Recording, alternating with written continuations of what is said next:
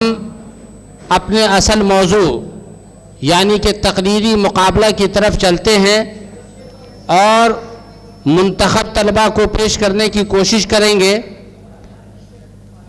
اب میں توبہ و استغفار کی اہمیت اس موضوع پر تقریر کرنے کے لیے سب سے پہلے مقرر کو میں جو دعوت دوں گا وہ ہے حافظ ثناء اللہ محمد مرتضیٰ، طالب اولیٰ متوسطہ، آئیں اور توبہ و استغفار کی اہمیت پر تقریر پیش کریں۔ حافظ ثناء اللہ محمد مرتضیٰ۔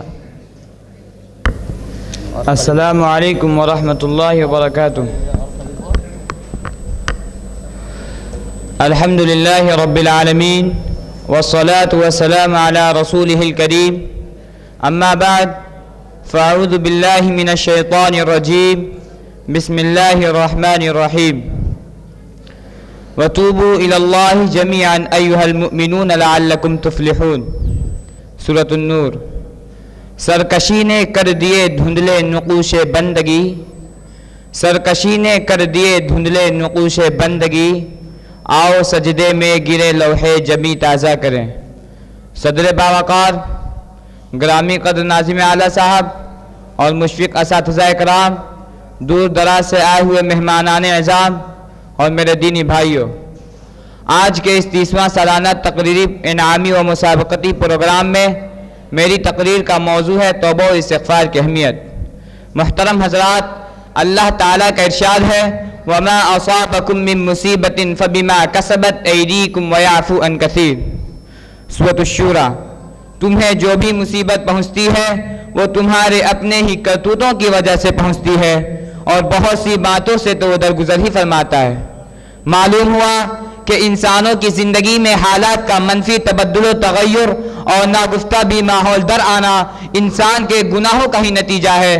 اب جو چاہے کہ میرے حالات بہتر ہوں، میری زندگی اطمینان بخش ہو، اس پر لازم ہے کہ وہ پہلے اپنے خود کے حالات میں تبدیلی کرے، یعنی توبہ و استغفار کر کے اللہ رب العالمین کو راضی کر لے، کیونکہ خدا نے آج تک اس قوم کی حالت نہیں بدلی، خدا نے آج تک اس قوم کی حالت نہیں بدلی، نہ ہو جس کو خیال آپ اپنی حالت کے بدلنے کا۔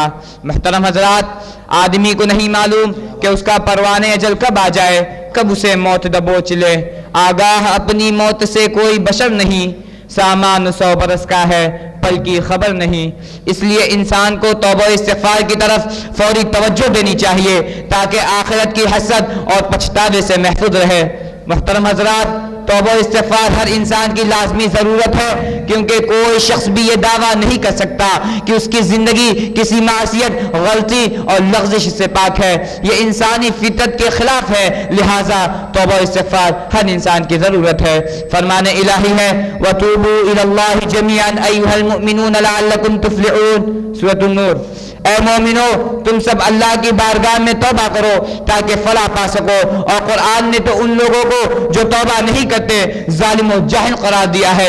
ارشاد باری تعالیٰ ہے وَمَن لَّمْ يَتُبْ فَأُولَٰئِكَ هُمُ الظَّالِمُونَ۔ سورۃ الحجرات۔ جو توبہ نہیں کرتے یقیناً وہ ظالم ہیں۔ اللہ تعالیٰ نے اہل ایمان کو ایمان کا واسطہ دیتے ہوئے توبہ کرنے کا حکم دیا ہے تاکہ وہ گناہوں سے آلودہ زندگی کو پاک و صاف کر سکیں اور جنت میں داخل ہونے کے مستحق بن سکیں۔ چنانچہ فرمایا یا ایھا الذین آمنوا توبوا الی اللہ توبۃ نصوحا عسى ربکم ان یکفر عنکم سیئاتکم ویدخلکم جنات تجری من تحتها الانہار۔ سورۃ التحریم۔ اے ایمان والو، تم اپنے رب کی بارگاہ میں مخلصانہ توبہ کرو، قریب ہے کہ تمہارا رب تمہارے گناہوں کو معاف کر دے اور تمہیں ایسی جنتوں میں داخل کرے جن کے نیچے نہریں جاری ہوں گی۔ سامعین کرام، کوئی نہیں جانتا کہ آنے والی صبح اس کے لیے کیا پیغام لے کر نمودار ہوگی۔ سانس کی ڈوری کا کیا اعتبار، نہ جانے کب ٹوٹ جائے، دم کا کیا بھروسہ، کون جانے کب دم نکل جائے۔ اس لیے لازم ہے گناہ آج اور ابھی سے ہمیشہ کے لیے ترک کر دیا جائے۔ ترک معاصی اور توبہ میں عجلت مومن کی پہچان ہے، توبہ میں تاخیر نہایت خطرناک غلطی ہے۔ محترم حضرات, ہمیں رسول اکرم صلی اللہ علیہ وسلم کا اسوہ حسنہ پیش نظر رکھنا چاہیے کہ آپ کی شخصیت اتنی عظیم تھی کہ اللہ رب العالمین نے آپ کے اگلے پچھلے گناہوں کو معاف کر دیا تھا. اس کے باوجود آپ صلی اللہ علیہ وسلم ایک دن میں 100 بار استغفار کیا کرتے تھے. آپ صلی اللہ علیہ وسلم اللہ تعالیٰ سے عرض کیا کرتے تھے, رب اغفر لی وتب علی انک انت التواب الرحیم, اے میرے رب تو میری مغفرت فرما دے اور میری توبہ قبول کر, بے شک تو بہت زیادہ معاف کرنے والا نہایت مہربان ہے. خود بنفس نفیس آپ صلی اللہ علیہ وسلم نے ارشاد فرمایا, واللہ انی لاستغفر اللہ واتوب الیہ فی اليوم اکثر من 70 مرہ, رواہ البخاری. اللہ کی قسم بے شک میں ایک دن میں 70 مرتبہ سے زیادہ اللہ کی مغفرت طلب کرتا ہوں اور اس کی طرف توبہ کرتا ہوں.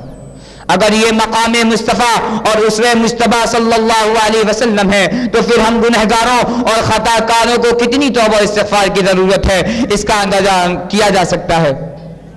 ہمیں اپنے اعمال کا خود احتساب کرنا چاہیے, بارگاہ رب العزت میں عجز و انکسار سے رجوع کرنا چاہیے اور ترک معاصی کا عہد کرتے ہوئے اپنی زندگیوں کا سرین و جائزہ لینا چاہیے.